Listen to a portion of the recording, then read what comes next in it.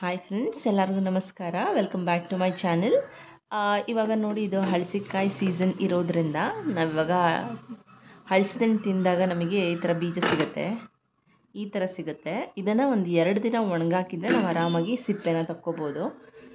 ಇಲ್ಲ ನೀವು ಇಮಿಡಿಯೇಟಾಗಿ ಮಾಡ್ತೀರಾ ಅಂತ ಅಂದ್ರೂ ಕೂಡ ಜಸ್ಟ್ ಇದರಲ್ಲಿ ಚಾಕು ಸಹಾಯದಿಂದ ಹೀಗೆ ಜಸ್ಟ್ ಸ್ವಲ್ಪ ಹೀಗೆ ಬಿಡಿಸ್ಕೊಂಡ್ರೆ ಬಂದುಬಿಡುತ್ತೆ.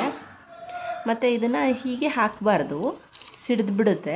ಹಾಗಾಗಿ ನೀವು ಇದನ್ನು ಸ್ವಲ್ಪ ಈ ಥರ ಜಜ್ಜೋದ್ರಲ್ಲಿ, ಇಲ್ಲಾಂದರೆ ಕಟ್ ಮಾಡೋದ್ರಲ್ಲಿ ನೀವು ಕಟ್ ಮಾಡ್ಕೋಬೋದು. ಜಸ್ಟ್ ಈ ಥರ ಜಜ್ಜಿದ್ರೆ ಆಯಿತು. ಜಜ್ಜಿದ್ರೆ ಟೇಸ್ಟು ಚೆನ್ನಾಗಿರುತ್ತೆ. ಇಲ್ಲ ಜಜ್ಜೋದು ಬೇಡ ಅಂತ ಅಂದರೆ ಜಸ್ಟ್ ನೀವು ಕಟ್ ಮಾಡ್ಕೊಬಿಡಿ. ಎಲ್ಲ ಬಿಡಿಸ್ಕೊಂಬಿಟ್ಟು ಜಜ್ಕೊಳ್ಳೋಣ. ಸ್ವಲ್ಪ ಏನಾದರೂ ಹಾಳಾಗಿದೆ ಅಂತ ಅನಿಸಿದ್ರೆ ಅದನ್ನು ತೆಗೆದುಬಿಡಿ ಅಷ್ಟೇ. ನನಗೆ ಸ್ವಲ್ಪ ಇದನ್ನು ಆರಾಮಾಗಿ ಉಗುರಲ್ಲೇ ತೆಗಿಬೋದು, ಬಟ್ ನನಗೆ ತುಂಬ ಚಿಕ್ಕ ಇರೋದ್ರಿಂದ ನಾನು ಚಾಕುದು ಹೆಲ್ಪ್ ತಗೋತೀನಿ. ಮತ್ತು ಇದು ತುಂಬ ಹೆಲ್ತಿಗೆ ಕೂಡ ತುಂಬ ಒಳ್ಳೆಯದು. ನಾವು ಇದನ್ನು ತೆಗೆದು ಎಸೆಯೋದಕ್ಕಿಂತ ನಾವು ಇವಾಗ ನೋಡ್ಬೋದು, ನೀವು ಹಳ್ಳಿ ಕಡೆ ಎಲ್ಲ ಏನು ಮಾಡ್ತಾಯಿದ್ರು ಅಂದರೆ ಇದನ್ನು ಒಲೆಗೆ ಹಾಕ್ಬಿಟ್ಟು ಸುಟ್ಟುಬಿಟ್ಟು ತಿಂತಾಯಿದ್ರು. ಅದು ತುಂಬ ಚೆನ್ನಾಗಿರುತ್ತೆ ಟೇಸ್ಟು. ಈಗ ಒಲೆ ಎಲ್ಲ ಇಲ್ಲ ಅಲ್ಲ, ಈಗ ಗ್ಯಾಸಲ್ಲೇ ಸುಡಬೇಕು ಎಲ್ಲನೂ, ಅದಕ್ಕೆ ಅಷ್ಟು ಟೇಸ್ಟ್ ಚೆನ್ನಾಗಿರಲ್ಲ. ಆಮೇಲೆ ಇದ್ರ ಜೊತೆ ನೀವು ಯಾವುದೇ ಥರ ತರಕಾರಿಗಳನ್ನ ಕೂಡ ಆ್ಯಡ್ ಮಾಡಿಕೊಂಡು ನೀವು ಮಾಡ್ಕೋಬೋದು. ಇದೇ ತರಕಾರಿ ಇರಬೇಕು ಅಂತಲೂ ಏನಿಲ್ಲ, ಇಲ್ಲ ತರಕಾರಿ ಇಲ್ಲದೆ ಜಸ್ಟ್ ಬೇಳೆ ಮತ್ತು ಇದನ್ನು ಕೂಡ ಆ್ಯಡ್ ಮಾಡ್ಕೋಬೋದು. ಇಷ್ಟು ಒಣಗಿಸಿದ್ರೆ ಈಸಿಯಾಗಿ ನಿಮಗೆ ರಿಮೂವ್ ಮಾಡ್ಕೋಬೋದು.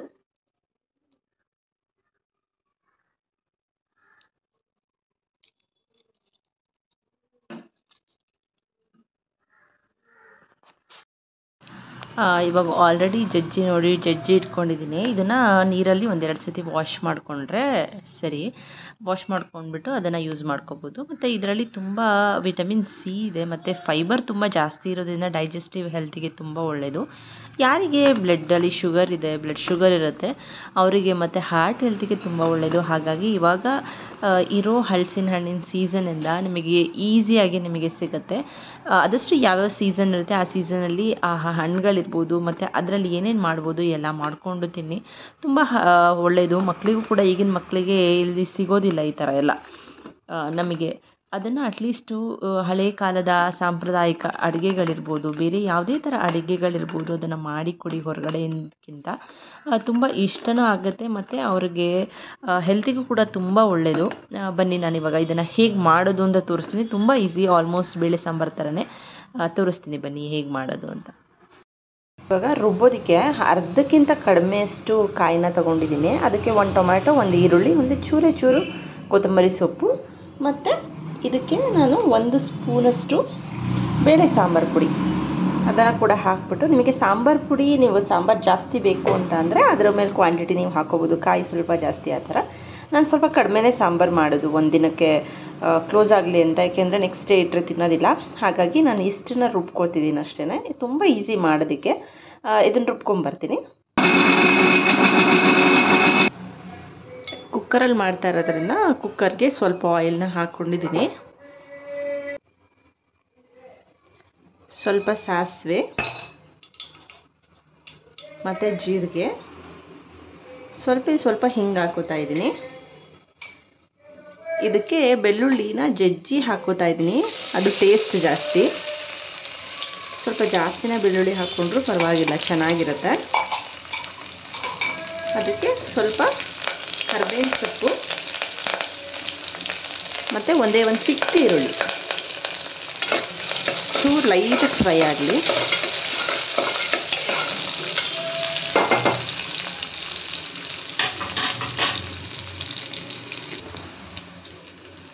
ಇವಾಗ ತೊಳೆದಿಟ್ಟಿರೋ ಅಂಥ ಹಲಸಿನ ಬೀಜನ ಹಾಕೋತಾ ಇದ್ದೀನಿ.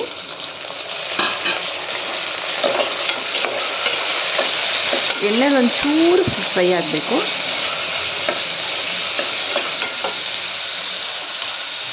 ಅದಕ್ಕೆ ನಾನು ಬೀನ್ಸು ಮತ್ತು ಆಲೂಗೆಡ್ಡೆ ಮತ್ತು ಗೆಡ್ಡೆಕೋಸು ಹಾಕ್ತಾಯಿದ್ದೀನಿ. ಇದಕ್ಕೆ ಕ್ಯಾರೆಟ್ ಕೂಡ ಹಾಕ್ಬೋದು, ಬೇರೆ ತರಕಾರಿಗಳು ಇಷ್ಟ ಆಗಿರೋದು ಕೂಡ ಹಾಕ್ಬೋದು. ನನಗಿಷ್ಟು ಸಾಕು, ಹಾಗಾಗಿ ಇದನ್ನು ಹಾಕ್ತಾಯಿದ್ದೀನಿ.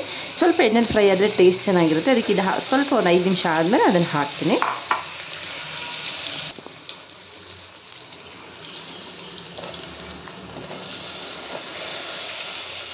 ಈಗ ತರಕಾರಿ ಎಲ್ಲ ಹಾಕಿ ಸ್ವಲ್ಪ ಸಾಲ್ಟ್ ಹಾಕಿ ಮಿಕ್ಸ್ ಮಾಡ್ಕೊಳ್ಳೋಣ.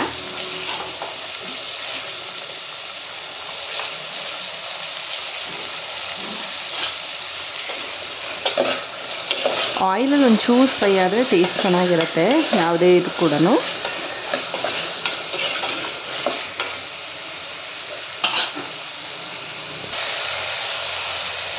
ತೊಳೆದಿಟ್ಟಿರೋ ಬೇಳೆನೂ ಹಾಕ್ಕೊಳ್ಳೋಣ. ಈಗ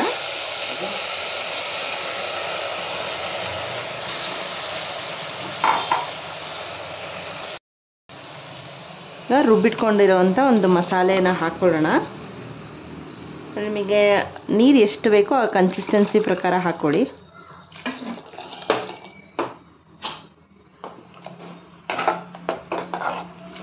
ಹಾಕ್ಕೊಂಡು ಮಿಕ್ಸ್ ಮಾಡಿಕೊಂಡು ಸ್ವಲ್ಪ ಟೇಸ್ಟ್ ನೋಡಿ ಇವಾಗಲೇ.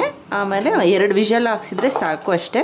ಹಲಸಿನಕಾಯಿ ಸಾಂಬಾರು ರೆಡಿಯಾಗಿರುತ್ತೆ. ತುಂಬ ಟೇಸ್ಟಿಯಾಗಿರುತ್ತೆ ಕೂಡ, ಮತ್ತು ಹೆಲ್ದಿಗೆ ತುಂಬ ಒಳ್ಳೆಯದು. ಮುದ್ದೆ ಮತ್ತು ಅನ್ನಕ್ಕೆ ತುಂಬ ಚೆನ್ನಾಗಿರುತ್ತೆ.